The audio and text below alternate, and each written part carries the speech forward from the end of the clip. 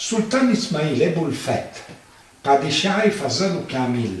olmagin, Muktazay Alem şöyle fasleyledi ki, şehirli halkı olan Çelebiler ve ehli marifet, vatanlarında meşhur ve maruf olan mahalleler ve Kürre Ali saraylar bilmege vacip görüp,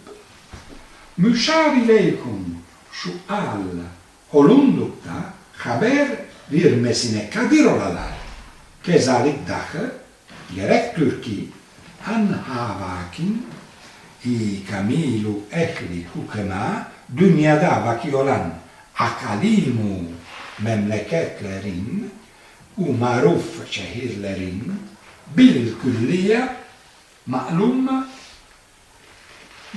malumlarına vaki olan bu babta